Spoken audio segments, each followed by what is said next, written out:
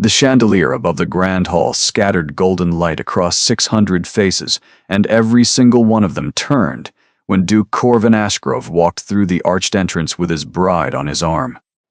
Lady Fenella Ashgrove smiled radiantly beside him.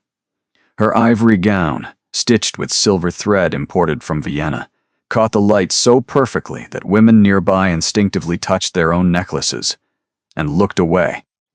Fenella possessed the kind of beauty that silenced entire rooms without effort. High cheekbones, flawless ivory skin, dark curls arranged beneath a diamond tiara that had belonged to the Ashgrove family for 3 generations. Corvin looked satisfied, more than satisfied. He looked victorious. Congratulations were offered immediately from every direction. Gentlemen shook his hand firmly, while their wives complimented Fenella's gown, her jewels, her hair, her posture, anything they could reach with flattery before the next person pushed forward. Near the center of the hall, Lord Pemberton raised his champagne glass and smiled warmly. "You have done remarkably well for yourself, Ashgrove. A beautiful bride from an excellent family. What more could a man desire?" Corvin straightened his shoulders and glanced sideways at Fenella, who tilted her chin upward with practiced elegance. "I have a wife now," Corvin replied, loud enough for the surrounding crowd to hear clearly. "A wife, worthy of the Ashgrove name." Laughter and applause rippled through the guests nearest to him.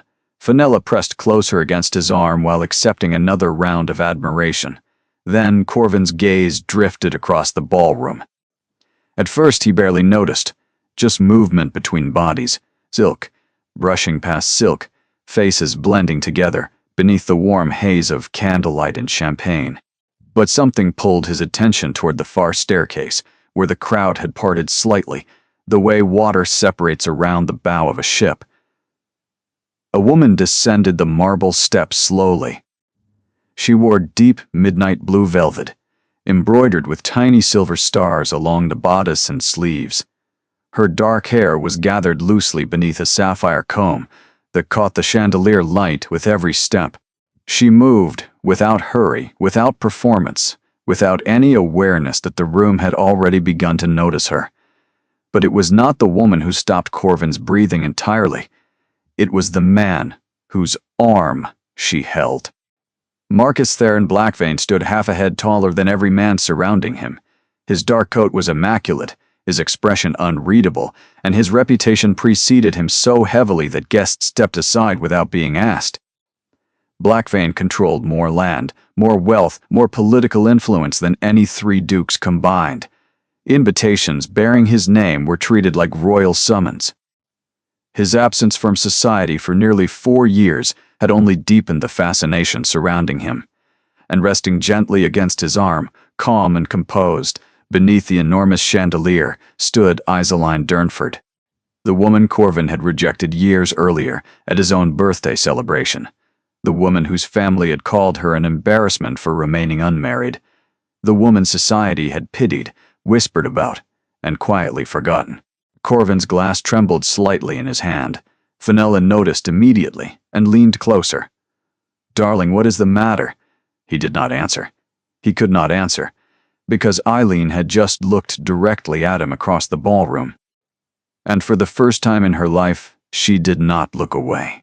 But before we continue, if you enjoy powerful emotional stories filled with betrayal, heartbreak, jealousy, and stunning redemption, make sure you like this video and subscribe to the channel. Your support helps us bring these unforgettable stories to life every single day. Now, let us return to where it all began. 3 years earlier, Iseline Durnford woke before sunrise inside the east wing of Durnford Hall, where the morning light never quite reached her windows. The bedroom had once belonged to a governess. When Iseline turned 25 without a marriage proposal, Lady Margot quietly reassigned her to the smaller quarters, explaining that Sabella needed the larger room for entertaining potential suitors.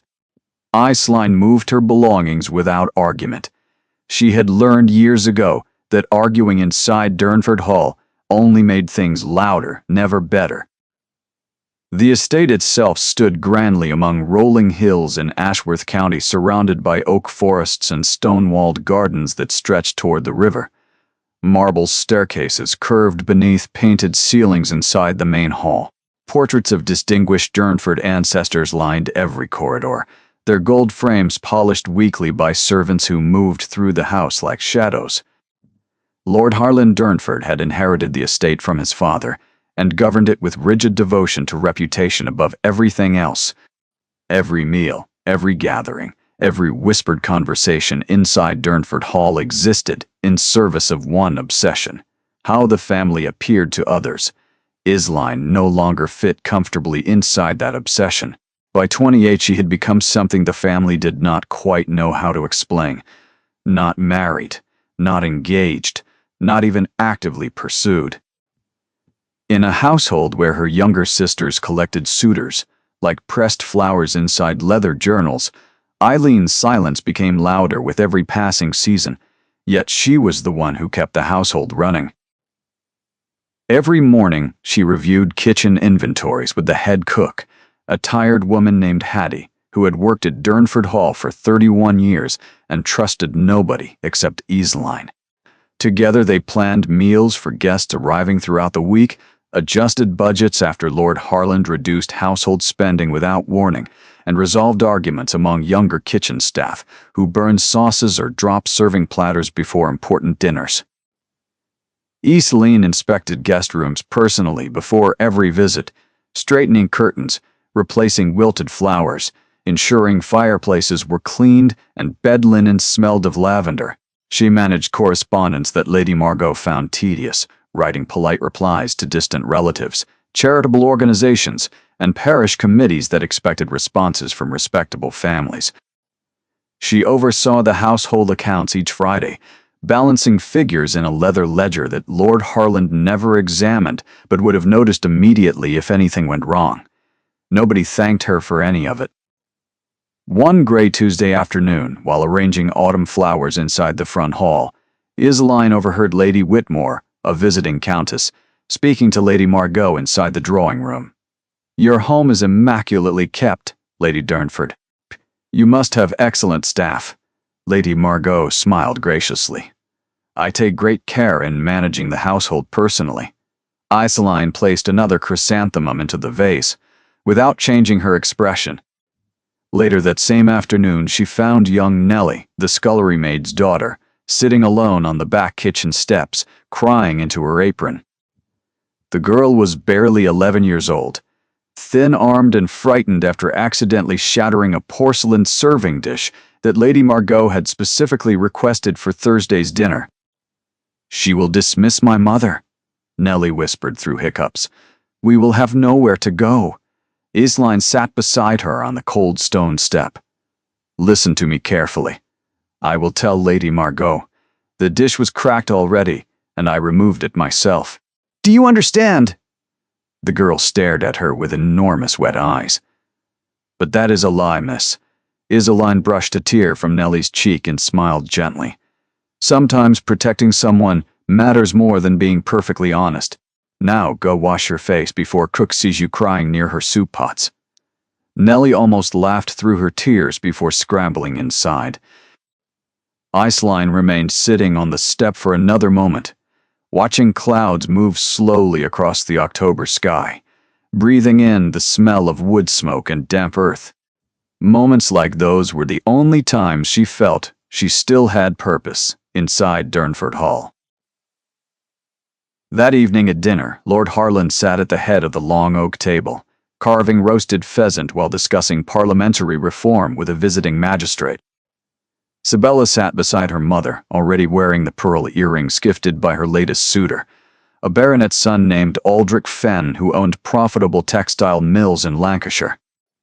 Rosanna occupied herself with quiet gossip beside a cousin, while 19-year-old Cressida, the youngest, entertained the table effortlessly with a story about a horse that had escaped during a county fair.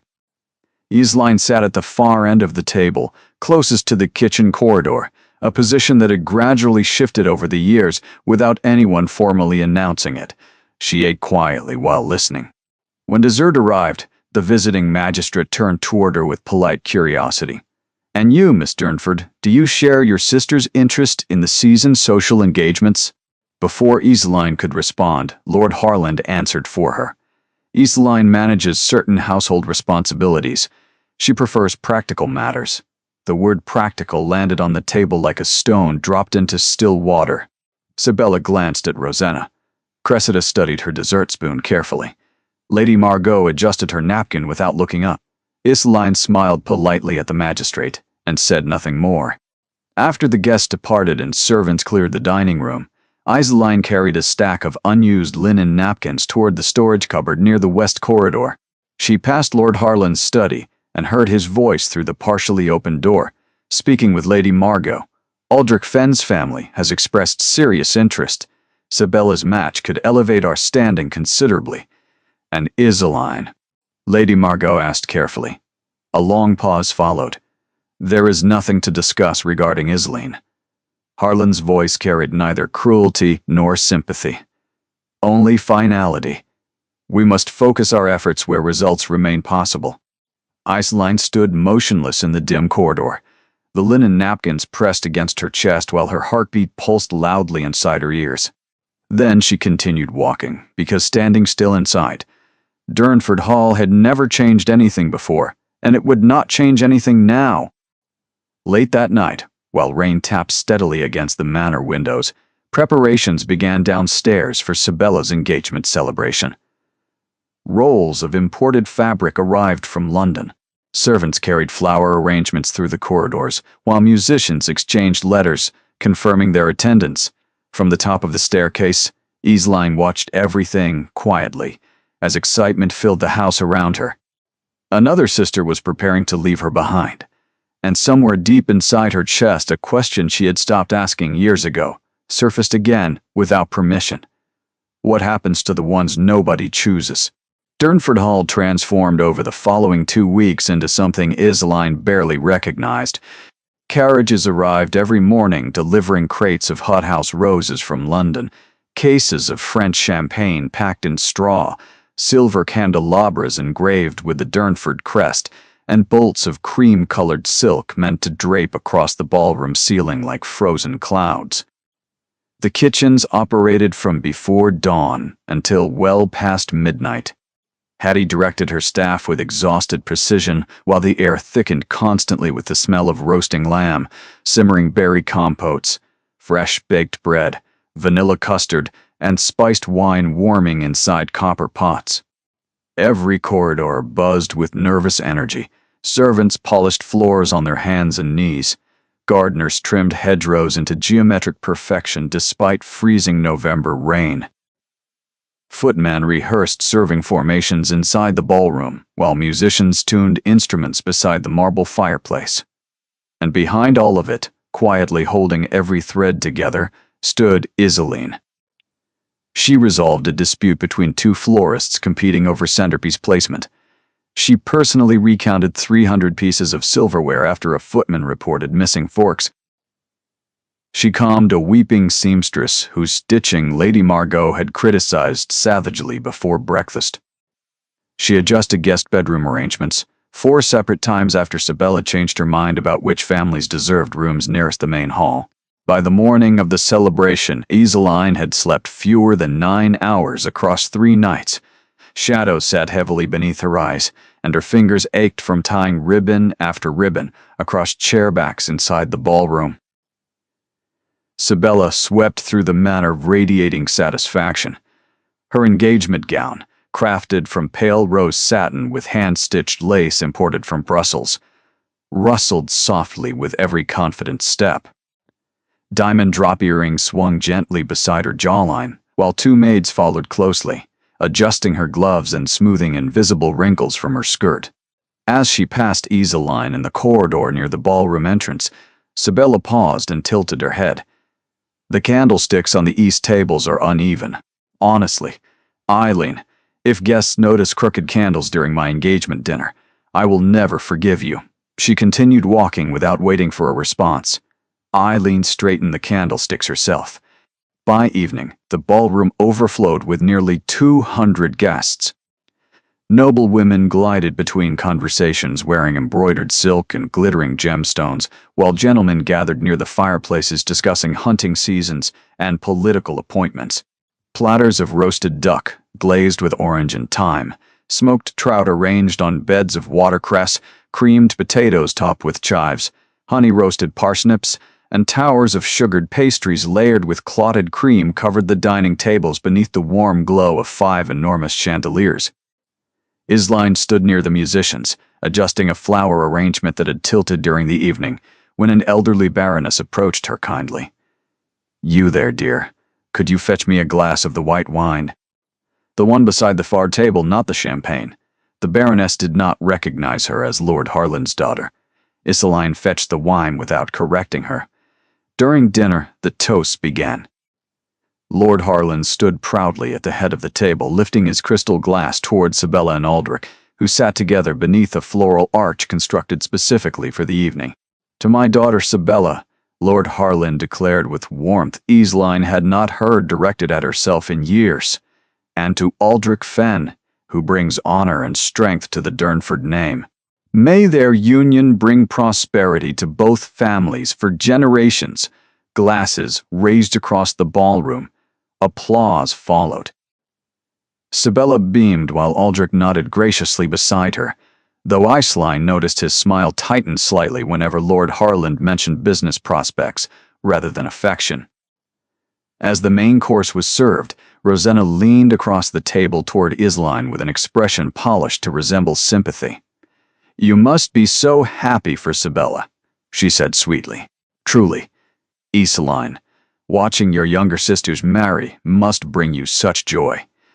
Knowing they found happiness must be its own reward."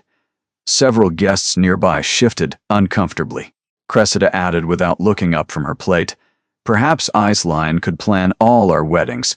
She clearly has a talent for organizing celebrations, rather than attending them as a guest of honor." Soft laughter scattered across the nearest tables. Lady Margot pressed her lips together tightly, but said nothing to stop it. Then Sibella lifted her glass again, smiling brilliantly, toward the crowd. "To family," she announced, "to those who bring pride to the Durnford name through marriage, through alliance, and through knowing when to serve gracefully from the side." Her eyes rested on Isline just long enough for every guest nearby to understand exactly who she meant. The laughter that followed was louder this time. Lord Harland did not laugh, but he did not correct his daughter either. His silence carried its own weight. Isline placed her napkin on the table carefully, pushed her chair back without making a sound, and walked out of the ballroom before anyone could see her expression crumble. Cold November air struck her face the moment she stepped through the garden doors. Rain had stopped falling an hour earlier, but the stone paths remained dark and slick beneath her shoes. She walked past the rose garden, past the stone fountain where water still trickled quietly in the darkness, until she reached the wooden bench beneath the old willow near the lake. There, finally alone, she pressed both hands against her mouth and sobbed. Not the polite, quiet tears she had trained herself to produce whenever pain became unavoidable inside the manor. These were uglier, deeper. The kind of crying that bends your body forward and steals your breath between waves. She cried for the years of silence, for the dining table that pushed her further away with every season, for the father who spoke about her in the past tense while she still lived under his roof, for the mother who dressed her sisters in silk and handed Isline lists of tasks instead. She cried until her chest ached and her throat burned, and the cold had soaked completely through her dress. Then footsteps approached slowly along the gravel path behind her. "Miss Durnford?" Isline wiped her face quickly with trembling hands and turned Bet. Her lady's maid stood holding a wool shawl and a small cup of warm broth. "You will catch fever sitting out here soaked through," Betta said quietly, draping the shawl across Isline's shoulders without asking permission. "I am fine." "No, miss, you are not fine. And you have not been fine for a long while now." The gentleness of those words nearly broke Isline again. She tightened her jaw until the wave passed. Bet sat beside her on the wet bench, without caring about her own skirt.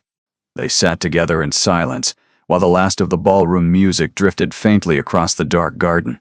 Inside the manor, 200 guests celebrated a future that did not include Iseline Durnford. Outside, beneath a black November sky, the only person who noticed she had disappeared was a maid earning £12 a year. And somewhere beyond the hills surrounding the estate, a life Iseline could not yet imagine was already beginning to move toward her. Though she had no way of knowing it then, the worst of her suffering was not behind her. It was still coming. There had been a time when Iseline Durnford filled rooms with warmth simply by entering them. At 22, she played piano beside the tall windows of the music room every evening, while golden summer light poured across the quays. She laughed easily during dinner conversations, challenged visiting scholars with questions about philosophy and astronomy that made her father raise his eyebrows in quiet pride, and walked through the estate gardens each morning carrying books she had borrowed from every shelf inside the Durnford library. Guests remembered her, not for beauty alone, although she had been considered lovely, but for something harder to describe, a quality of attention. When Iseline spoke to someone, they felt as though the rest of the room had gently disappeared. That was before Edwin Calder arrived at Durnford Hall. Edwin came as assistant to a London architect Lord Harland had commissioned to redesign the estate's eastern conservatory. He was not aristocratic. His father had been a respected watchmaker in Cheltenham before debts consumed the family business, and Edwin had earned his position through talent rather than title. He spoke with a quiet confidence that never demanded attention yet somehow gathered it naturally. Their first real conversation happened by accident. Iseline had been reading alone inside the conservatory when Edwin entered carrying rolled drawings and measuring instruments, not expecting anyone to be sitting among the unfinished scaffolding. "Forgive me, miss. I did not realize this room was occupied." "It is hardly a room at the moment," Iseline replied, glancing at the half-demolished wall beside her. "More of a suggestion of a room." Edwin almost smiled. "That is rather generous. I would have called it organized destruction." They spoke for nearly an hour that afternoon. Edwin explained how conservatory glass could be angled to capture southern light during winter months, and Iseline surprised him by asking about thermal expansion in iron framing, something she had read about in a journal her father had discarded. By the second week, they spoke daily. By the third, Iseline brought tea to the conservatory each afternoon, setting a cup beside his drawings without interrupting his work. By the fourth week, they walked together along the river path after supper, discussing architecture, music, grief, and the strange pressure of living inside families that measured love through achievement. Edwin understood something about Iseline that nobody inside Durnford Hall had ever acknowledged. Her composure was not contentment, it was armor. "You carry silence like a shield," he told her one evening while they stood watching the river darken beneath a violet sky. "But I hear everything behind it." Iseline looked at him for a long moment without speaking. Then, for the first time in years, she let someone see past the surface. She maintained so carefully inside her family's walls. They never touched, improperly. They never exchanged promises aloud. Yet something between them grew with the quiet certainty of roots spreading beneath winter soil, invisible but impossible to undo. Lord Harland noticed, before anyone else. One evening he entered the conservatory and found Edwin explaining watercolor sketches of the redesign while Iseline sat close beside him, her expression unguarded in a way Lord Harland had not seen directed at any man before. The atmosphere inside the study that night could have cracked stone. "You are a tradesman's son living on commission." "Inside my house," Lord Harland said with terrifying calm, "and you believed yourself entitled to my daughter's attention." Edwin stood straight despite the humiliation pressing down on him from every direction. "I have treated Miss Durnford with nothing but respect, sir. Respect does not concern me. Position concerns me. Reputation concerns me. The distance between your family name and mine concerns me greatly, and that distance is permanent," Iseline begged. She stood in the doorway of the study and pleaded with a man who had already stopped listening. "Father, he is decent and kind and intelligent. Those qualities should matter." Lord Harland looked at his eldest daughter with an expression closer to confusion than anger, as though she had spoken a language he genuinely did not understand. "Those qualities," he said slowly, "do not pay debts, protect estates, or carry family names into the next generation. This conversation is finished. What Isoline never discovered was what happened next." Lord Harland visited Edwin privately the following morning and presented a choice with surgical precision. The Calder family still carried substantial debts from the failed watchmaking business, debts that threatened Edwin's younger sister and aging mother with genuine hardship. Lord Harland offered to settle those debts entirely on one condition. Edwin would leave Durnford Hall immediately, sever all contact with Isoline permanently, and never explain why. Edwin spent the entire night pacing his small room above the carriage house. By dawn, he made the only decision he believed would protect the people depending on him, even though it meant destroying the one person who had finally made him feel whole. He left before sunrise without a letter, without a farewell, without a single word of explanation. Isoline waited for 3 days before accepting he was not returning. She asked servants. She checked the post obsessively. She even wrote a letter addressed to the architectural firm in London, which Lord Harland intercepted and burned inside his study fireplace the same afternoon. The silence that followed was worse than any rejection spoken aloud, because rejection at least confirms you mattered enough to be refused. Edwin's disappearance told Isoline something far more devastating, that she had not been worth even a goodbye. The piano inside the music room went untouched for months. The books beside her bed gathered dust. The woman who once challenged dinner guests with philosophical arguments began answering questions with polite smiles and single sentences. Bet noticed the change before anyone in the family. "She has gone somewhere inside herself," Bet whispered to Hattie one morning in the kitchen, "and I do not think she knows how to come back." Then 14 months after Edwin vanished, something unexpected happened. Duke Corvin Ashgrove began visiting Durnford Hall. Corvin was young, titled, enormously wealthy, and possessed the kind of easy charm that made older women blush and younger women compete. Lord Harland could barely contain his excitement. Lady Margot personally ordered 3 new gowns for Isoline from a dressmaker in London, the first time she had spent that kind of money on her eldest daughter in years. At first, Isoline resisted. The wound from Edwin's disappearance still ached beneath everything she did. But Corvin was persistent, attentive, and convincingly warm. He brought her rare books from his travels abroad. He asked about her thoughts on music and architecture with what appeared to be genuine curiosity. During one evening walk through the gardens, he told her something that cracked through her defenses completely. "I am not interested in decorative women, Isoline. I have met hundreds of them. I want someone whose mind I admire as much as her presence." For the first time since Edwin, Isoline allowed herself to hope. The courtship lasted 5 months. Society noticed. Newspapers printed speculative remarks about the Duke's unusual interest in Lord Durnford's eldest daughter, a woman already considered past her prime by aristocratic standards. Inside Durnford Hall, Isoline's status shifted dramatically. Suddenly she was seated beside important guests again. Suddenly her father mentioned her name with warmth during conversations. Then one spring evening, an invitation arrived to the Ashgrove estate for a grand dinner celebrating the Duke's 30th birthday. Isoline wore a gown of pale blue silk that Lady Margot had chosen specifically for the occasion. She entered the Ashgrove ballroom, carrying more hope inside her chest than she had allowed herself to feel in years. She found Corvin standing beside the grand staircase with his hand resting on the waist of Lady Fenella Whitmore. The announcement came before dessert. Duke Corvin Ashgrove was engaged to Lady Fenella Whitmore, daughter of the Earl of Stonebridge, whose family name, fortune, and flawless reputation made the match politically and socially perfect in every conceivable way. Corvin never looked at Isoline once during the announcement.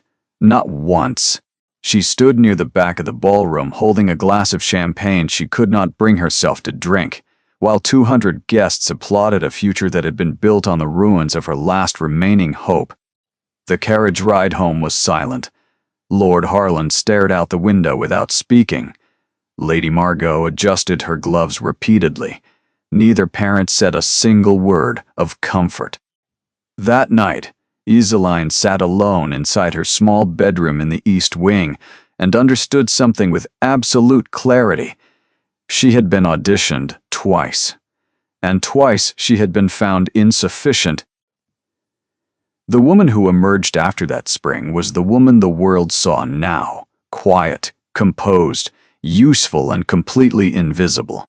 A woman who had stopped hoping, not because she was weak, but because hoping had only ever led to rooms full of people celebrating someone else. And the worst part, the detail that settled into her bones like winter cold that never fully leaves, was that she never learned the truth about Edwin. She still believed he had simply walked away. 7 months after Sabella's wedding, Durnford Hall erupted into celebration once again. Rosanna had secured an engagement to Lord Jasper Edworth, a man whose family owned sprawling estates across Wiltshire, and whose grandfather had served twice in the cabinet. Jasper was considered one of the most desirable unmarried men south of London. He was tall, sharp-featured, and carried himself with a kind of polished authority that made people assume he was important even before learning his name. Lord Harlan practically glowed announcing the match during a private family dinner. 2 daughters married into excellent families within a single year, he declared. While raising his wine glass, the Durnford name has never stood stronger. His eyes did not travel toward Iseline at the end of the table. Preparations consumed the manor once again. This time, Lady Margot insisted everything surpassed Sabella's celebration in scale. Fresh orchids replaced roses. A string quartet was hired alongside the usual musicians. Venetian glass lanterns were imported to line the garden pathways, and a French pastry chef arrived 4 days early to construct an enormous centerpiece cake layered with marzipan and edible gold leaf. Iseline managed everything, just as before. She coordinated deliveries that arrived at conflicting times.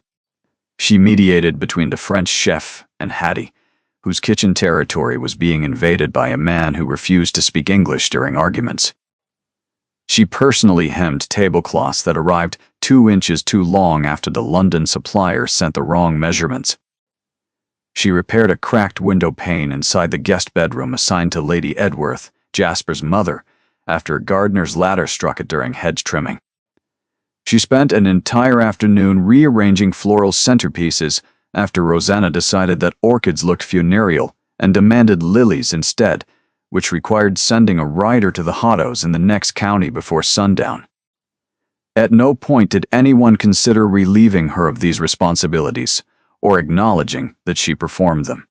Rosanna's engagement gown was made from ivory damask, embroidered with silver thread and tiny freshwater pearls stitched along the neckline. She spent the morning of the celebration admiring herself from 3 separate angles inside her dressing mirror, while 2 maids braided jasmine flowers into her hair. As Iseline passed Rosanna's door carrying pressed napkins, Rosanna called out without turning from the mirror, "Iseline, the welcome cards on the entrance table have a smudge on the 3rd line. We'd write them before guests arrive." "There were 60 cards, Rosanna." "Then you had better start." Immediately, Iseline rewrote all 60 cards by hand in the next 2 hours, her wrist aching by the 40th. The celebration itself was magnificent. Nearly 250 guests filled the ballroom and spilled into the lantern-lit gardens where the November air carried the scent of roasting chestnuts and mulled wine.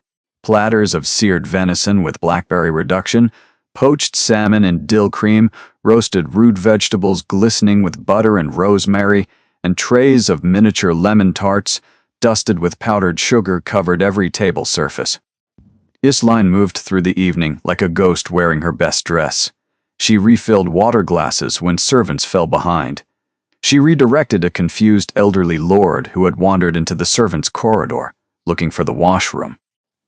She smiled politely when spoken to and disappeared the moment attention shifted elsewhere. During the formal dinner, Jasper's mother, Lady Edworth, studied Isoline from across the table, with sharp, assessing eyes. "Psst, you are the eldest, are you not?" she asked directly, cutting through the noise around her. Unmarried still. The table nearest them fell uncomfortably quiet. Before Isoline could respond, Cressida tilted her head with a performance of innocent curiosity. Isoline keeps herself wonderfully busy with household affairs. Lady Edworth, some women are simply born to organize rather than to marry. It is actually quite admirable when you think about it. The words landed with surgical cruelty dressed in a smile. Several guests looked down at their plates. Lord Harland cleared his throat but said nothing corrective. Later, during the toasting, Rosanna stood beside Jasper and addressed the room with rehearsed elegance. "I want to thank everyone who made this evening possible." She paused, then glanced toward Isoline with an expression balanced perfectly between affection and condescension. "Especially my eldest sister, who worked tirelessly behind every detail you see tonight. Isoline may never walk down an aisle herself, but she certainly knows how to prepare one beautifully for others." The applause that followed felt like being buried alive beneath politeness.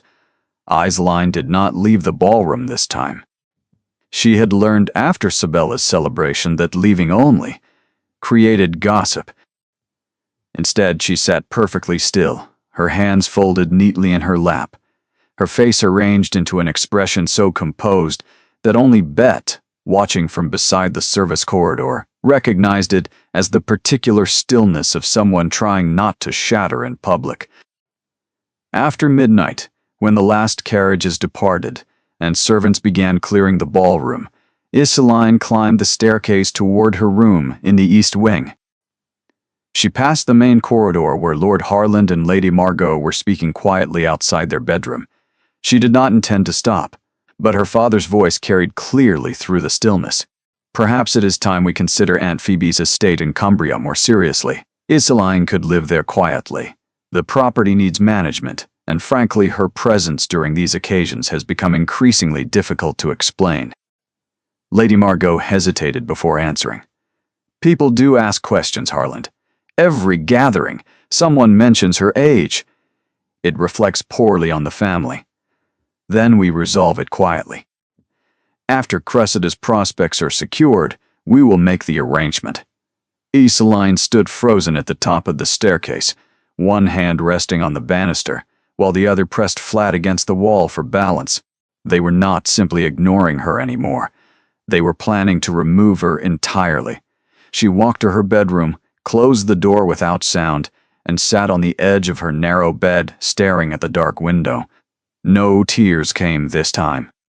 Something worse than sadness had settled inside her chest. A calm, hollow certainty that she had become a problem to be solved rather than a person to be loved. Bet knocked softly, 20 minutes later carrying a cup of chamomile tea. Isoline accepted it without speaking. Bet sat in the chair beside the small writing desk and said nothing either, because sometimes the kindest thing a person can offer is not words, but simply the proof that someone noticed you were hurting. Outside, frost spread silently across the estate grounds, while Durnford Hall settled into satisfied quiet. 2 daughters married brilliantly, a third preparing to follow.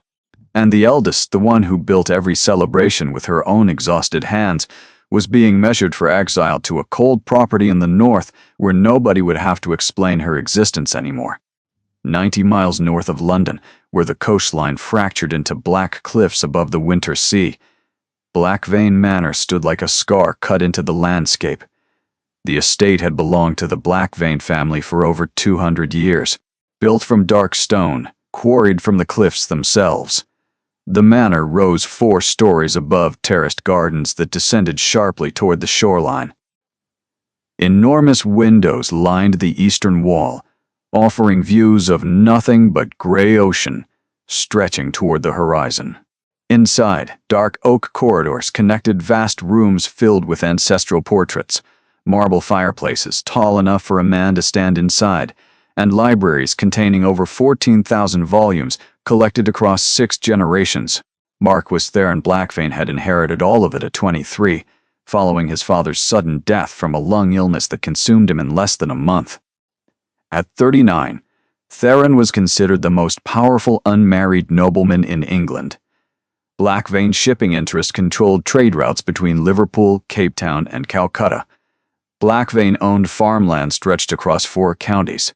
Blackvane Investments funded railway construction, textile manufacturing, and 2 of London's largest private banks. Politicians treated his opinions as advance warnings. Businessmen treated his silence as a threat. Yet the man himself remained almost entirely absent from the society that obsessed over his name. Inside Blackvane Manor, routines followed strict patterns. Theron woke before sunrise, rode alone across the coastal paths regardless of weather, then spent the remainder of every day inside his private study, reviewing correspondence, financial reports, and legal documents. He ate most meals alone, at a desk rather than a dining table. Servants moved through the corridors with practiced quiet, having learned years ago that unnecessary conversation was not appreciated.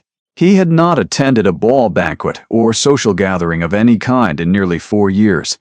The reason for his withdrawal carried a name that London society still whispered during dinner parties when conversation turned towards scandal: Lady Oriana Sable. Oriana had entered Theron's life during a diplomatic reception at the Austrian embassy 6 years earlier. She possessed the kind of beauty that reorganized entire rooms around itself. Dark auburn hair framing sharp green eyes, a voice that carried warmth and intelligence simultaneously, and a gift for making every person she spoke to feel as though they were the only one who mattered.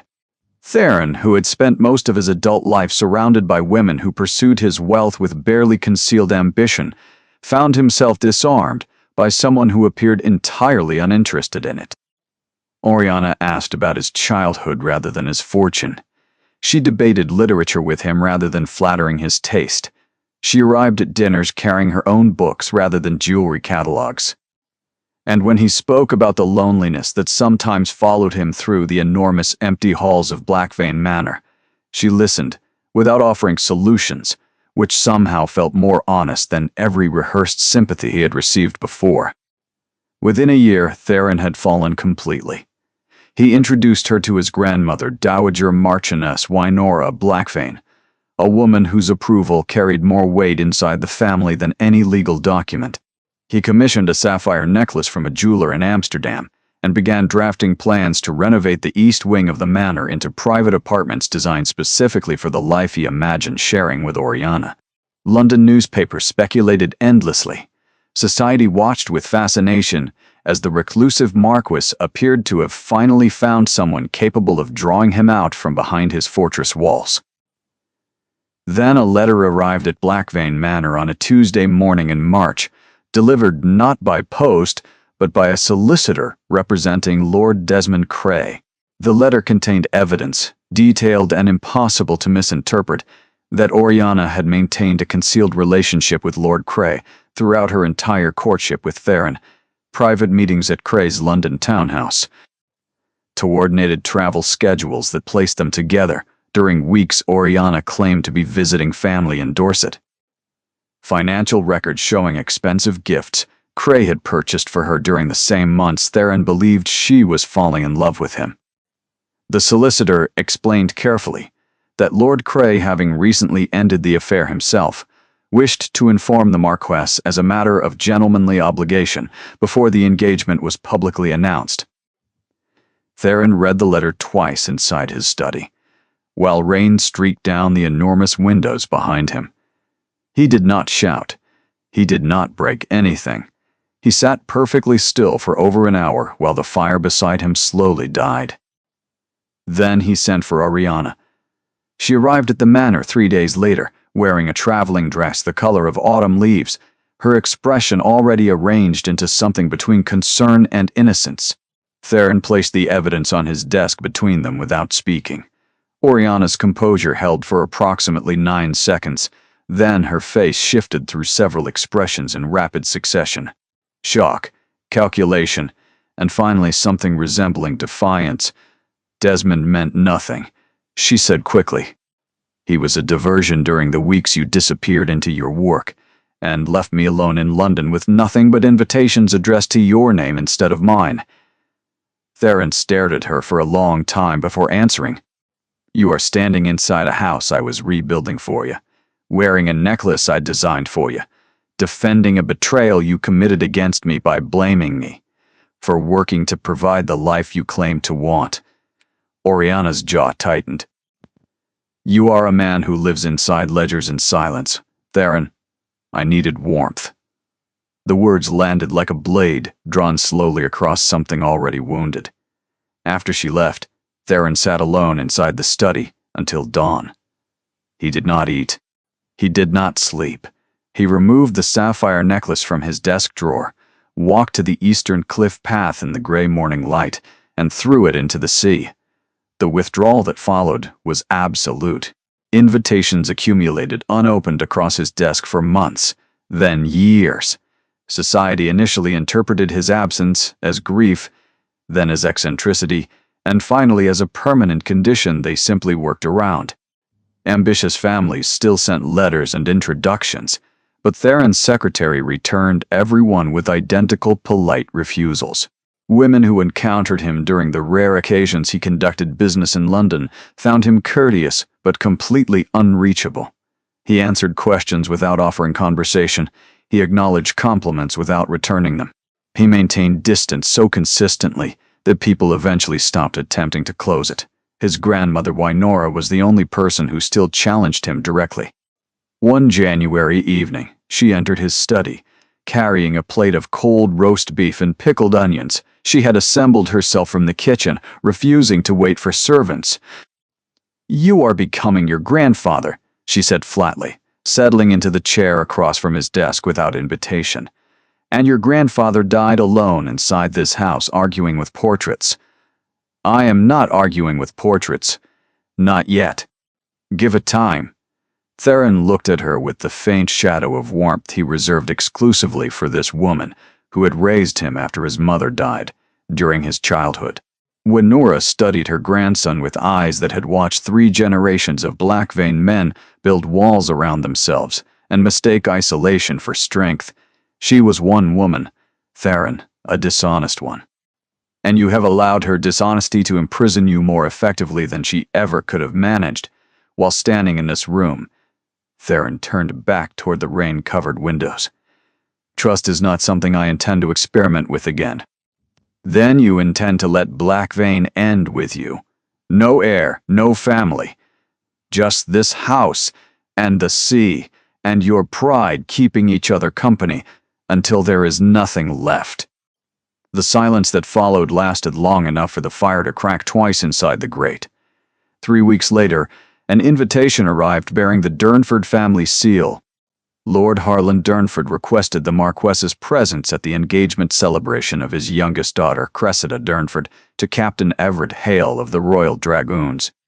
Under any normal circumstance, Theron would have discarded it immediately. But Lord Harlan's growing influence among northern industrial investors intersected directly with Blackvein shipping contracts currently under renegotiation. Refusing outright carried minor but unnecessary political risk. Theron held the invitation in his hand for several minutes, standing beside the tall windows while winter waves shattered against the cliffs below. "You are considering attending his steward?" Callum asked from the doorway, with carefully controlled surprise. "For one evening," Theron answered, without expression. "Nothing more." Callum nodded and withdrew, though his eyebrows remained elevated well after closing the door. That night, inside the vast silence of Blackvein Manor, Theron sat alone beside a dying fire and stared at the Durnford invitation resting on his desk. He expected another evening surrounded by performances. Smiling faces attached to calculating minds, flattery wrapped around ambition, beauty deployed as currency.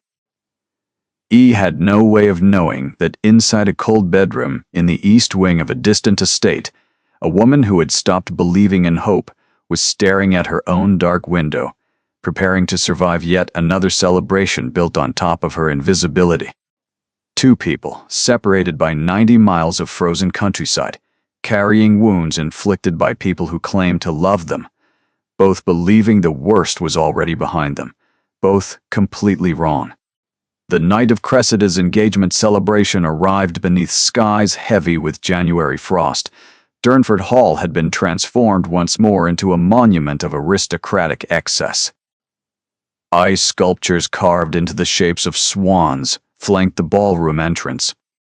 Thousands of white candles burned inside crystal holders, arranged along every windowsill, staircase, and tabletop, casting the entire manor in warm amber light that softened every face and gilded every surface. Enormous silver platters carried roasted beef carved paper, thin and fanned across beds of horseradish cream, whole-baked trout dressed with capers and lemon, buttered asparagus tied with chive ribbons, towers of oysters resting on crushed ice, and delicate pastry cups filled with brandied mushrooms and melted Gruyere. The scent alone could stop a person in the doorway.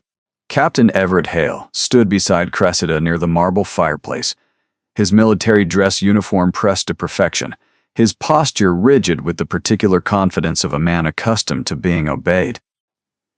Cressida laughed brightly beside him, though Iseline noticed how her youngest sister's hand occasionally tightened around Everett's arm whenever his attention wandered toward other conversations. Iseline had spent the previous 4 days sleeping fewer than 12 hours total. She had supervised the complete rearrangement of the ballroom after Cressida changed the seating plan twice in one afternoon. She had personally repolished silver trays that a junior footman had streaked with fingerprints. She had calmed Hattie after Lady Margot criticized the soup course during a tasting and reduced the head cook to furious tears inside the pantry. Now she stood near the east wall, partially hidden behind a column draped with white silk, wearing a dark gray gown that Lady Margot had not bothered selecting for her. Iseline had chosen it herself from the back of her wardrobe. It was clean, it fit properly, and it would make her invisible, which was all she wanted. Then Marquess Theron Blackfane walked through the entrance, and the entire celebration shifted on its axis. Conversations did not simply pause. They collapsed. Women mid-sentence stopped speaking entirely, their eyes following the tall figure in the dark coat as though pulled by something magnetic. Mothers gripped daughters' arms hard enough to leave marks through silk gloves. Gentlemen straightened, instinctively adjusting cravats and squaring shoulders without realizing they were doing it. Lord Harlan moved forward so quickly to greet him that he nearly tripped over a footman carrying champagne. Marquess Blackfane. What an extraordinary honor. We are deeply grateful for your presence tonight. Theron acknowledged the greeting with a single nod. His expression remained neutral, which somehow carried more authority than any smile could have managed. For the next hour, Iseline watched from her position near the column as every ambitious woman in the ballroom attempted to orbit Theron Blackfane. Lady Felicity Drummond laughed too loudly at something he had not intended as humorous. Miss Catherine Bromley complimented his estates 3 separate times within a single conversation. An older countess asked whether Blackfane Manor ever hosted guests, her implication transparent enough to embarrass her own daughter standing beside her. Theron answered each approach with courtesy, so precise and so empty that every woman walked away, feeling as though she had been speaking to a closed door, wearing a polite expression. Then something happened near the service corridor. An elderly gentleman, Viscount Aldrin, a man well past 80, with unsteady legs and failing eyesight, stumbled badly while attempting to navigate the short step between the ballroom floor and the raised dining platform.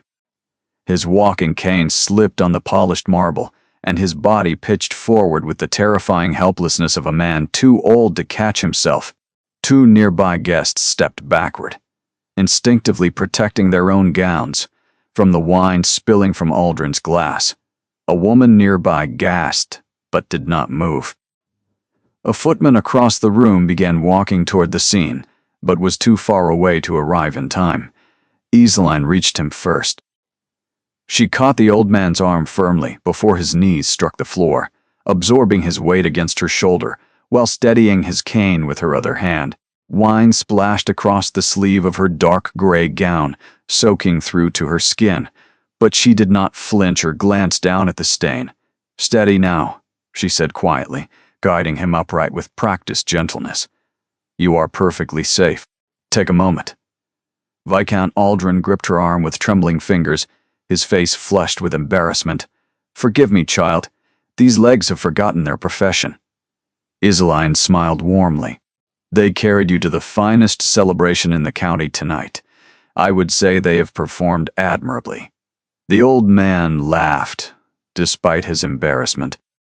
Iseline guided him carefully to a chair, fetched a fresh glass of wine herself, and placed it in his hands before anyone else in the room had finished processing what happened. Nobody applauded. Nobody thanked her. Within 30 seconds, conversations had resumed around them as though nothing had occurred, but from across the ballroom, Theron Blackfane had not moved. He had not blinked. He had watched the entire scene unfold, with an expression that had shifted from neutral observation into something far more difficult to name. He watched Iseline return quietly to her position near the column without seeking acknowledgement from anyone. He watched her adjust her stained sleeve without complaint. He watched the way her own family continued their conversations without registering that she had just prevented an elderly nobleman from breaking bones on their ballroom floor. And the wall he had spent 4 years building inside his chest developed a fracture. Not loudly, not dramatically, just a single hairline crack running through stone he had believed was permanent. For the remainder of the evening, Theron observed Iseline the way a man watches a light he cannot explain appearing in a place he had decided was permanently dark. He noticed how servants relaxed visibly when she passed nearby.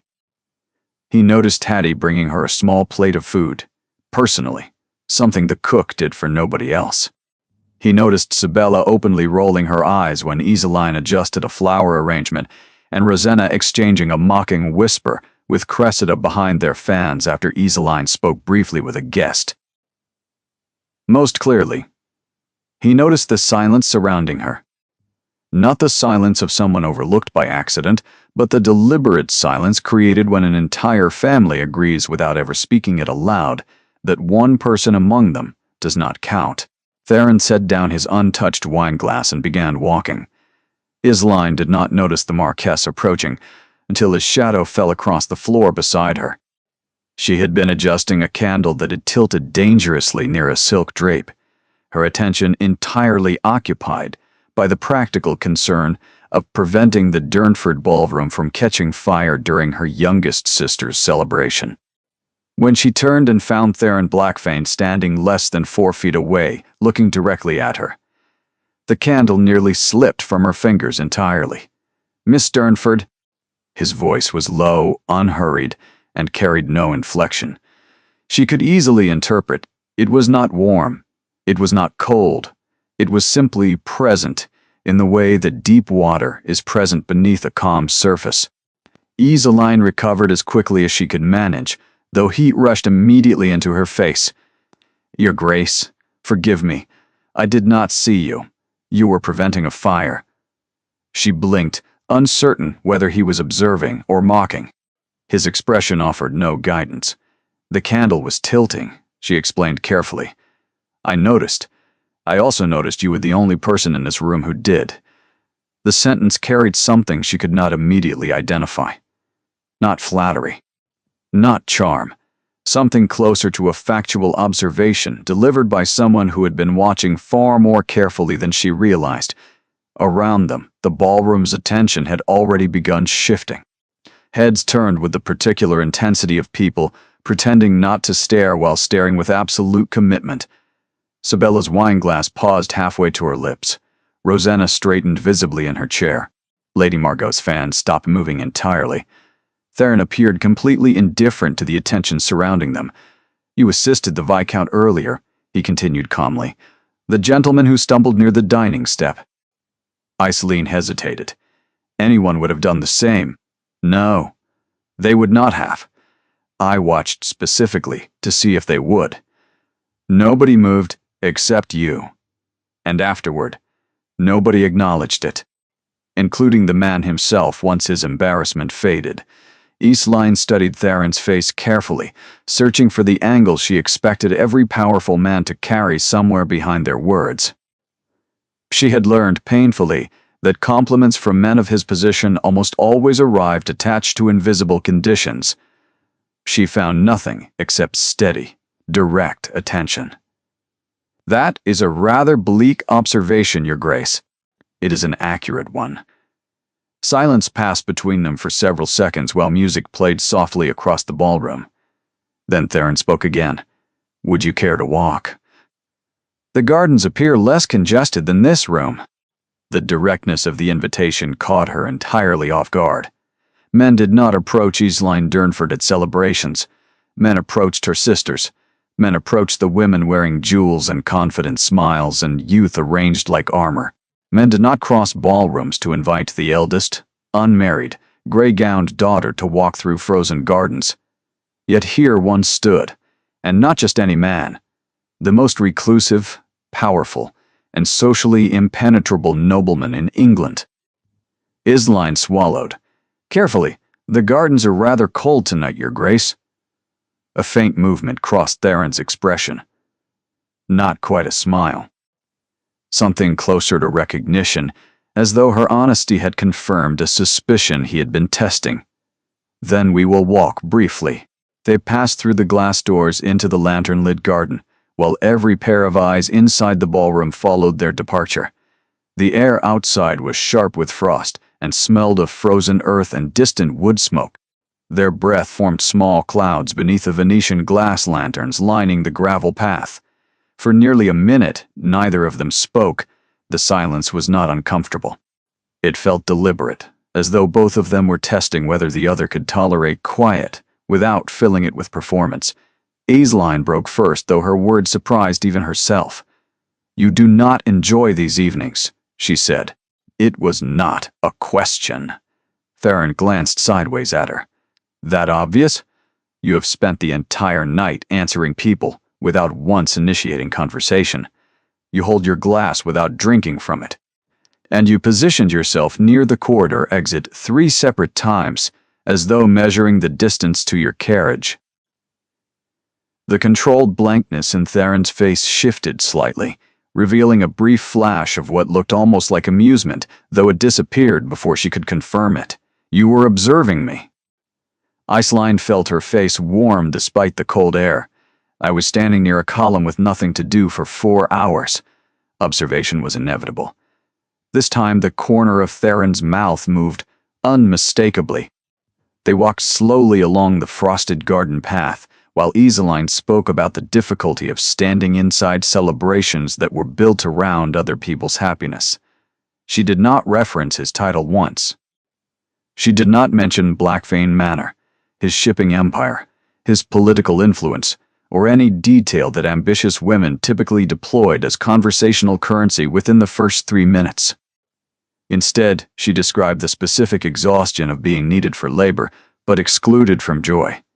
She described the sound of applause for someone else's future, echoing through a ballroom, where you were standing but not truly present. Theron listened without interrupting. His attention never drifted. And when they returned to the ballroom entrance 15 minutes later, he stopped and turned toward her.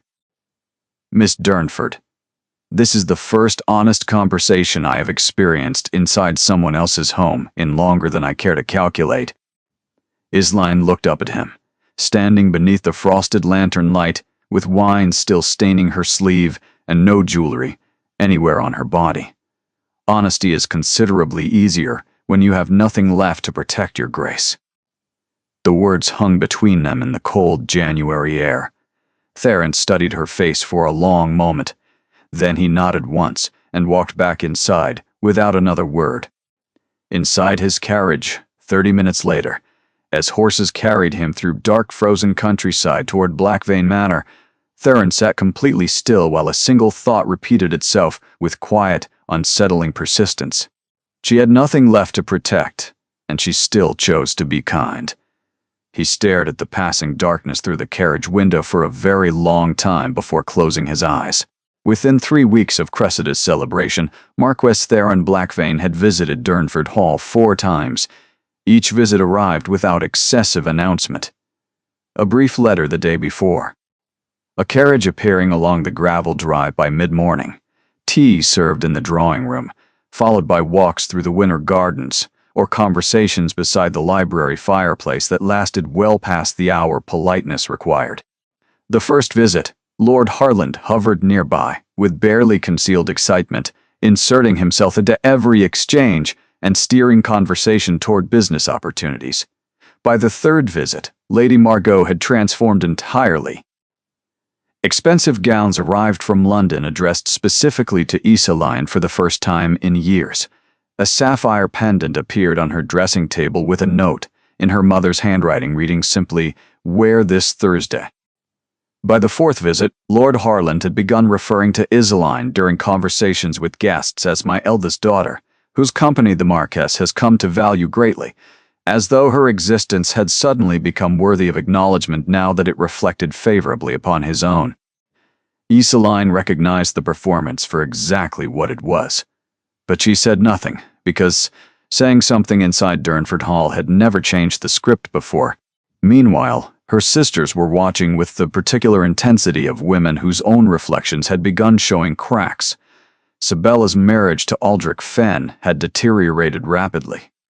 The textile mills that once represented prosperity had suffered badly after a contract dispute with a Manchester supplier. Aldrich responded to financial pressure by drinking heavily and disappearing for entire weekends to gambling establishments in York. Twice Sibella had discovered letters from creditors, addressed to their estate, demanding payment for debts she never knew existed. The diamond earring she once displayed so proudly had been quietly pawned 2 months earlier to cover household expenses Aldrich refused to acknowledge. Rosanna's elegant marriage had proven equally hollow. Lord Jasper Edworth maintained impeccable manners in public and devastating indifference in private. He spent most nights away from their estate, attending political dinners that Rosanna was never invited to accompany him to. Servants whispered about a widow in Bath whom Jasper visited with suspicious regularity. Rosanna's lonely evenings were spent writing letters that went unanswered and rearranging rooms nobody entered. Even Cressida's fresh engagement showed early fractures. Captain Everett Hale, whose military bearing had initially seemed romantic, revealed controlling tendencies within weeks of the announcement. He questioned Cressida's friendships, criticized her wardrobe choices, and interrupted her sentences during dinner, with the casual authority of a man who believed his wife's voice existed primarily to agree with his own. Yet none of the sisters examined their own situations honestly. Instead, their frustration converged entirely upon Isaline. "She has manipulated him somehow," Sibella insisted during a private afternoon in the drawing room, while Lord Harland and Lady Margot attended a neighboring estate. "No man of that status suddenly pursues a woman like Isaline without something calculated behind it." Rosanna nodded carefully. She presents herself as helpless. Men with broken histories enjoy believing they are rescuing someone. It feeds their pride. Cressida, whose resentment had sharpened considerably since her engagement, added coldly, "She will humiliate this family when he inevitably loses interest. And we will be left explaining why the Marks briefly entertained our unmarried sister before discarding her like everyone else has." The conspiracy that followed was not spontaneous, it was architectural. Sibella, through social connections maintained from her London season, arranged for Lady Oriana Sable to receive an invitation to Lord Harland's spring dinner, an annual gathering of influential families hosted at Durnford Hall each April. Oriana, whose reputation had suffered considerably after the Blackvane scandal, accepted eagerly. The opportunity to reappear inside the same room as Theron, in a setting she could control socially, was precisely the kind of second chance she had been waiting for. Rosanna contributed a second weapon. Through Jasper's parliamentary contacts, she sent a carefully worded letter to Duke Corvin Ashgrove, suggesting that the spring dinner would provide an excellent opportunity for renewed business discussions with Lord Harland. The letter failed to mention that Eastline would be present, or that Theron had been visiting regularly, but Rosanna understood precisely what Corvin's presence would accomplish. It would remind Eastline of her place, of being rejected, of being insufficient. The spring dinner arrived on a warm April evening, scented with wisteria and cut grass. 30 guests gathered inside the Durnford dining room beneath candlelight, while servants carried platters of roasted lamb with mint jelly, poached pears and red wine, creamed leeks, saffron rice, and warm bread rolls brushed with rosemary butter. Theron arrived and took his seat beside Isaline, whose pale green gown, chosen by Lady Margot, suited her far better than anything she would have selected herself. Then, Lady Oriana Sable entered the dining room. The temperature of the evening shifted immediately. Oriana wore deep burgundy silk that moved like liquid around her figure, her auburn hair arranged with deliberate carelessness designed to appear effortless. She smiled warmly at Lord Harland, complimented Lady Margot's table arrangements with practiced grace, and took her seat directly across from Theron with the confidence of a woman who had rehearsed this entrance thoroughly. Throughout dinner, Oriana performed brilliantly. She referenced shared memories from London with subtle intimacy. She laughed at precisely calibrated moments. She touched her collarbone while speaking, drawing attention to the emerald pendant resting against her skin. Theron responded with the same immaculate, hollow courtesy he reserved for every social performance he had encountered in the past 4 years. He answered her directly. He never once leaned toward her. His attention returned consistently to Isaline beside him. Then Duke Corvin Ashgrove arrived late, apologizing charmingly for travel delays, and took his seat near the far end of the table. Isaline saw him before he saw her. The color drained from her face slowly, like warmth leaving a room after the fire dies. Her hand tightened around the stem of her wineglass until Theron noticed the trembling. He followed her gaze toward Corvin. Then he looked back at Isaline's expression, and his jaw set with quiet resolve. After dinner, while guests moved into the drawing room for port and conversation, Corvin approached Isaline near the mantelpiece, with the relaxed confidence of a man who had already categorized her as someone he had outgrown. "Miss Durnford," he said pleasantly, "it has been quite some time. You look well." The word "well" carried the faint implication of surprise, as though wellness was an unexpected achievement for someone in her position. Before Isaline could respond, Corvin continued with a smile that did not reach his eyes. "I understand the Marquess has been visiting frequently. How wonderful for you. Fenella and I were just saying how delightful it is when unexpected attention arrives later in life." The sentence was crafted to wound without leaving visible marks. Later in life. Unexpected attention. Every word placed to remind her that she was a charity case, not a choice. Isaline opened her mouth to respond, but Theron's voice came from directly behind Corvin. "Later in life," Theron repeated calmly, stepping into the conversation with the kind of controlled authority that made the surrounding air feel heavier. An interesting phrase from a man who chose a wife based entirely on her family's connections rather than her character. Corvin turned sharply. His smile faltered. Theron continued without raising his voice. "I have spent the past several weeks in Miss Durnford's company. During that time, she has demonstrated more integrity, more intelligence, and more genuine decency than the combined total of every person I have encountered in London society across the past decade. Including, I suspect, whatever qualities you found so urgently replaceable when you discarded her."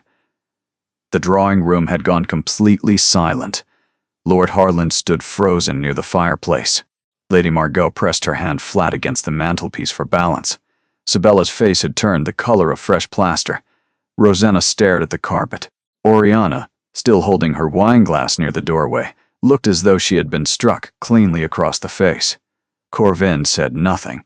For the first time in his adult life, the Duke had absolutely nothing prepared to say. Then Theron turned toward the three sisters still visible near the drawing room entrance.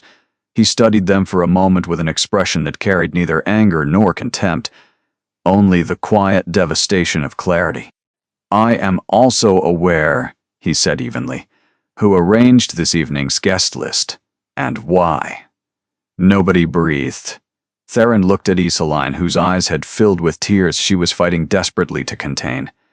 Then he offered her his arm. "Shall we walk?" They left the drawing room together while 30 guests stood in absolute silence behind them, and the sound of their footsteps echoed through the corridor, like the closing of a chapter that could never be reopened. They walked through the darkened garden without speaking until they reached the bench beneath the old willow near the lake, where Isaline had sobbed alone after Sabella's celebration. Nearly 2 years earlier, she sat down slowly. The tears she had been holding broke through the moment the silence around them felt safe enough to collapse into. Theron stood beside the bench without sitting, giving her the space to fall apart without an audience beyond himself. For several minutes, the only sounds were her uneven breathing and the distant rustle of wind through branches above them.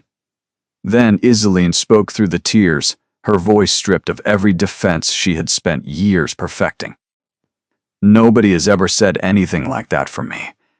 Not once. Not ever." Theron looked down at her. His expression had changed again, deeper this time, past the crack that had opened the night he watched her catch a falling man without hesitation. Then he sat beside her on the bench and said something she was not expecting. "I need to tell you something about Edwin Calder." Isaline's breathing stopped. Theron continued quietly. During the weeks he had been visiting Durnford Hall, his steward Callum had conducted discreet inquiries into Isaline's history, not from suspicion, but because Theron understood that a woman carrying the kind of sadness Isaline wore did not arrive at it without a story she was not telling. What Callum discovered, through financial records and a conversation with a retired solicitor in Cheltenham, was that Lord Harland had paid Edwin Calder's family debts in full on the condition that Edwin disappear without explanation. Edwin had written a letter to Isaline explaining everything. Lord Harland had intercepted and destroyed it. "Edwin did not abandon you," Theron said carefully. "He was given an impossible choice between you and his family's survival, and the man who forced that choice was your father." Isaline sat completely still on the bench while the words entered her body, like something sharp and clean, cutting through years of believing she had been discarded without cause. The tears that followed were different from any she had cried before, not the quiet, trained tears of a woman accustomed to private grief. These came from somewhere deeper, somewhere she had sealed shut the morning she decided Edwin simply had not loved her enough to stay. She cried for the years she spent believing she was not worth fighting for. She cried for the letter she never received.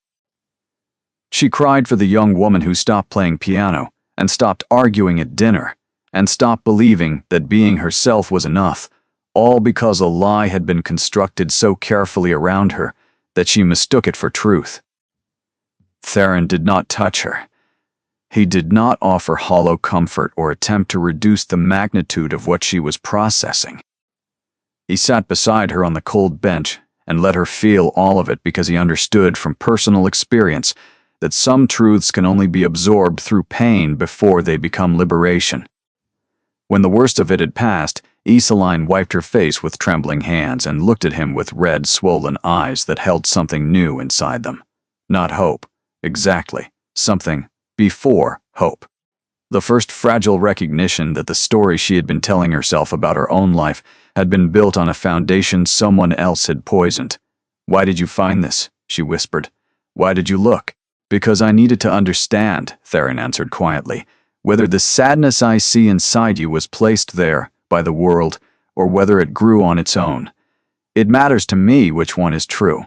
Why? Because I intend to ask you to marry me. And I refuse to build anything on ground I do not understand completely." The words landed in the cold garden air between them with the weight of something irreversible. Isaline stared at him. Her lips parted, but no sound came. Theron reached into his coat and removed a small velvet box. Inside rested a ring, a single sapphire set in white gold, surrounded by a constellation of tiny diamonds that glittered beneath the faint lantern light reaching them from the garden path. "Not here," he said. "Not tonight." "You deserve time to feel everything you have just learned before answering anything. But I wanted you to know while you were sitting here believing you were never chosen, that you are wrong." He placed the box gently in her hands. "You were always worth choosing. The people around you were simply incapable of seeing it." Isline pressed the velvet box against her chest and closed her eyes. And for the first time in years, the silence inside her did not feel like emptiness.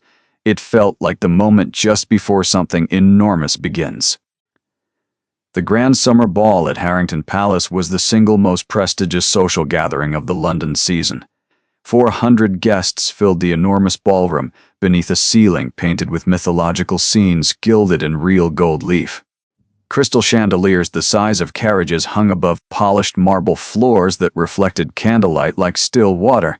Orchestras played from raised platforms at both ends of the hall, while footmen in powdered wigs carried silvered trays of champagne, sugared almonds, smoked salmon arranged on toast points, medallions of beef in red wine sauce, roasted quail with fig compote, and towers of profiteroles dripping with dark chocolate.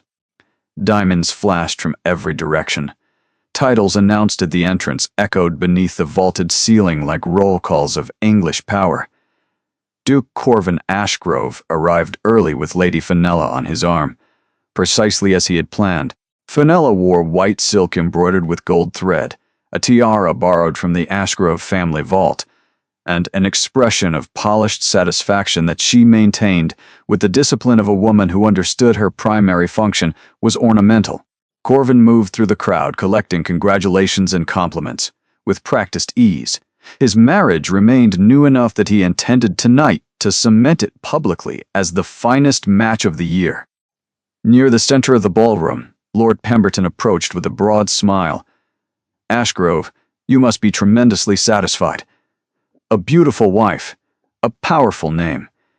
What more could any man ask?" Corvin straightened his cuffs and smiled. "I have a wife now," he replied, projecting his voice clearly enough for a wide circle of guests to hear. "A wife worthy of the Ashgrove name." Applause and murmurs of approval rippled outward. Fenella pressed closer against his arm and tilted her chin upward. Then the footman at the entrance drew breath and announced the next arrival in a voice that carried across the entire hall. "The Most Honorable, the Marquis of Blackvane and Lady Isaline, Blackvane, Marchioness of Blackvane." The ballroom did not simply fall quiet. It ceased. Conversations stopped mid-syllable. Wine glasses paused between table and lip. 400 faces turned simultaneously toward the grand staircase. Isaline descended the marble steps wearing deep midnight blue velvet embroidered with tiny silver stars along the bodice and sleeves. The sapphire comb in her dark hair caught the chandelier light with each step, scattering fragments of blue across the white stone around her.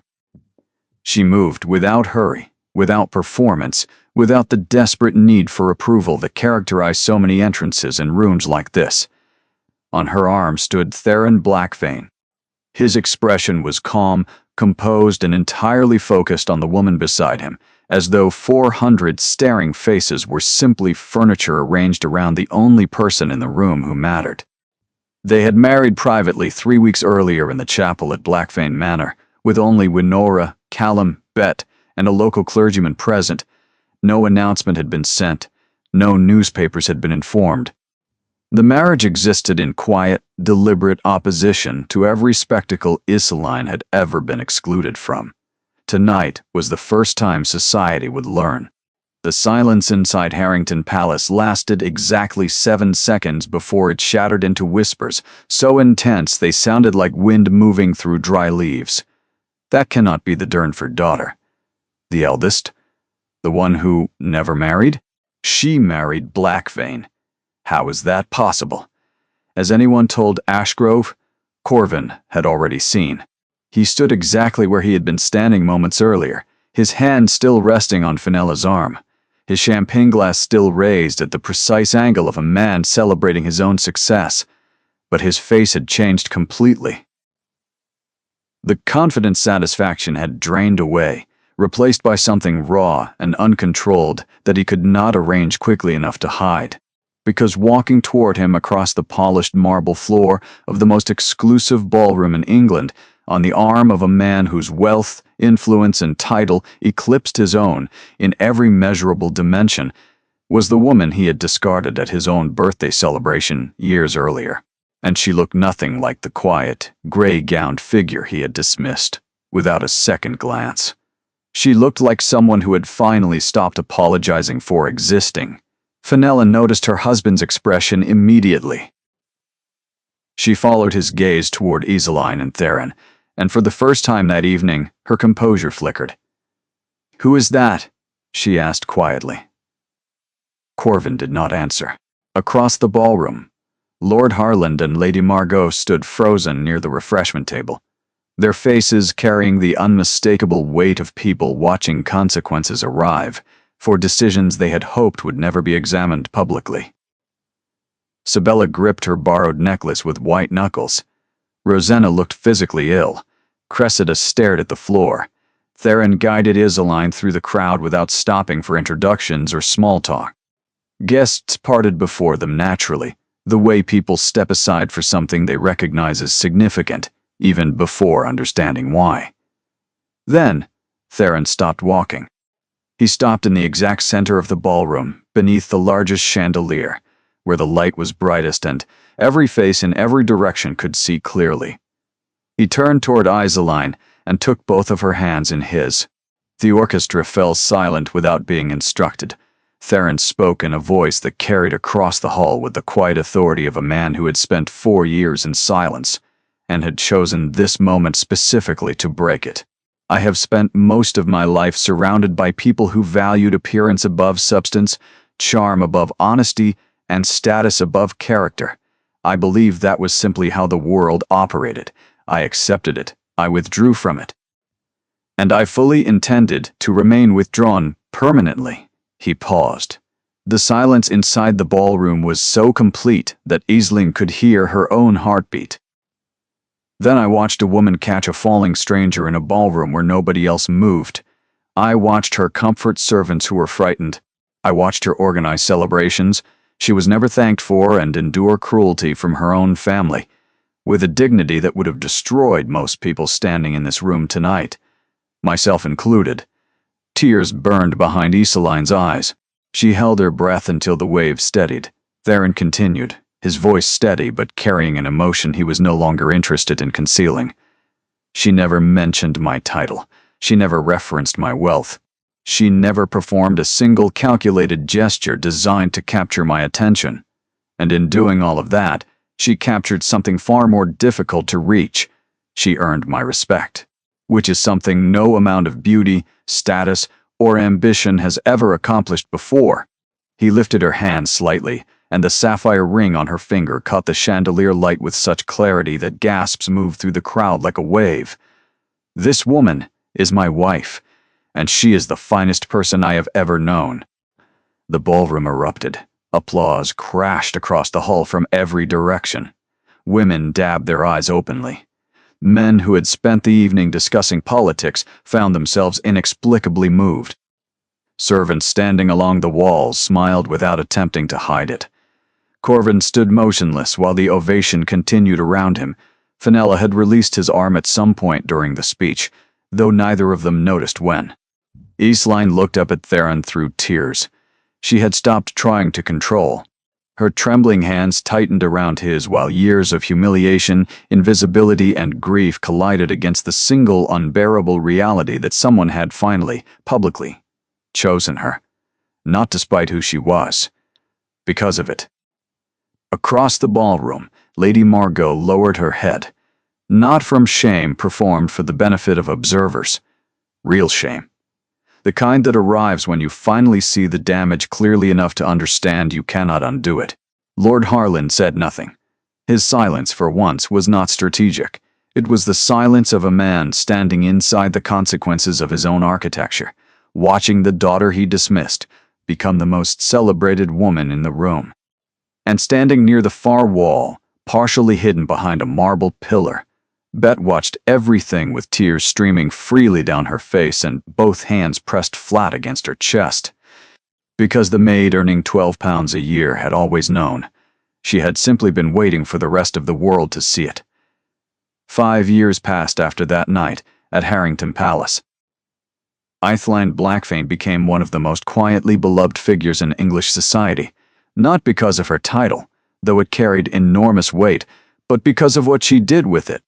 She established a trust through the Blackfane estate that funded education for the daughters of domestic servants, girls who would otherwise have spent their lives polishing silver in houses where nobody learned their names. She visited tenant families personally during harsh winters, arriving with supplies rather than sending servants in her place.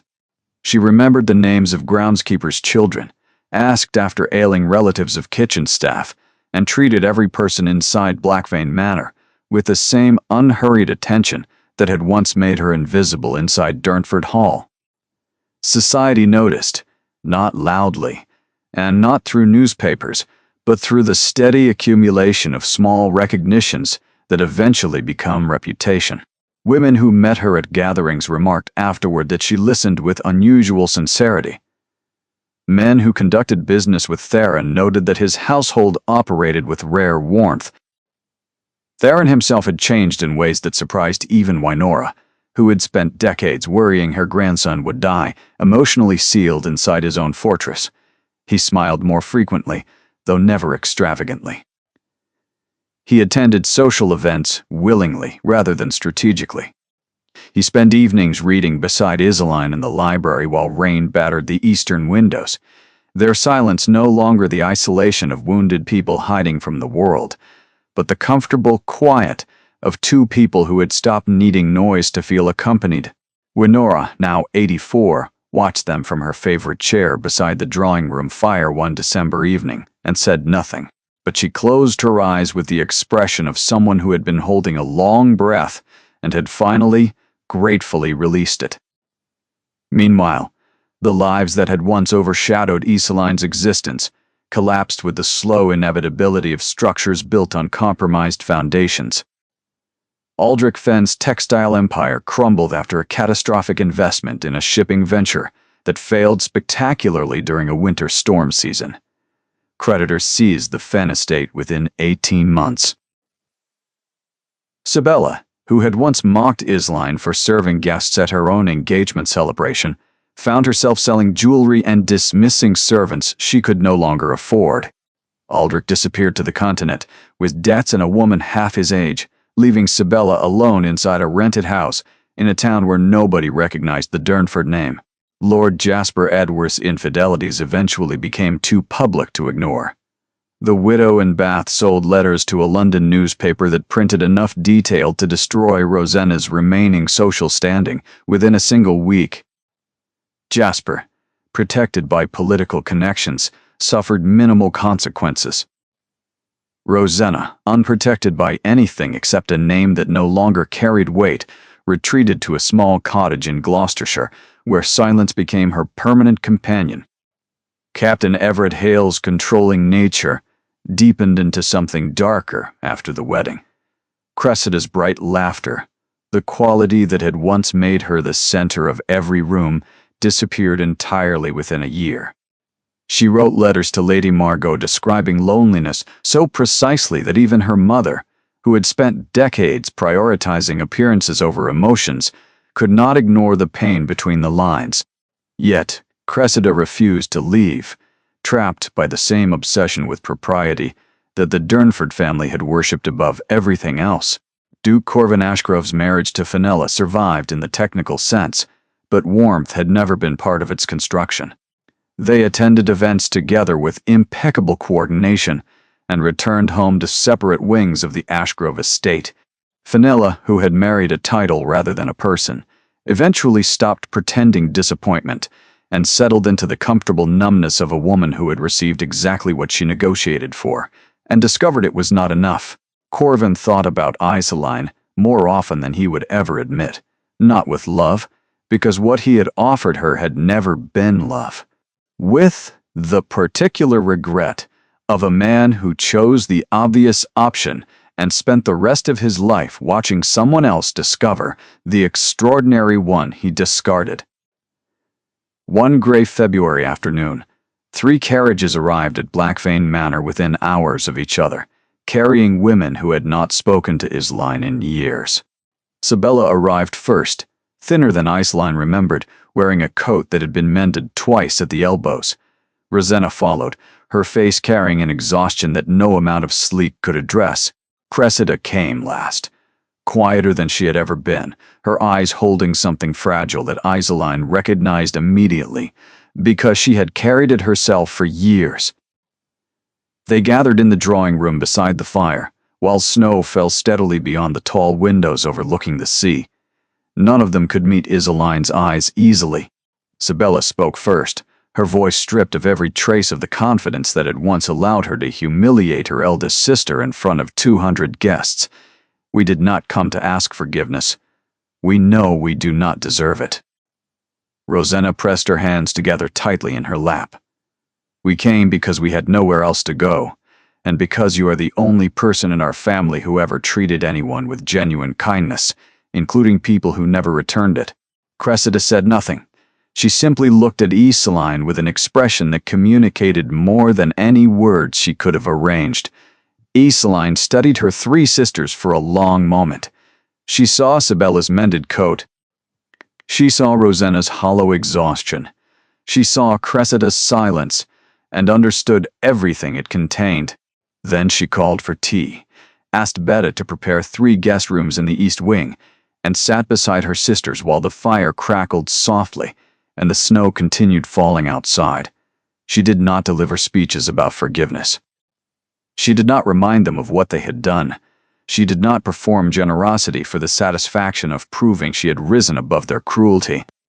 She simply made room for them inside her home the same way she had always made room for anyone who needed it, quietly, without conditions, and without expecting anything in return.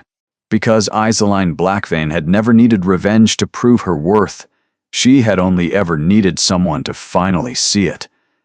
And in the end, England learned what the Durnford family discovered too late, that real love and true worth were never carried inside diamond rings, family names, or ballroom announcements.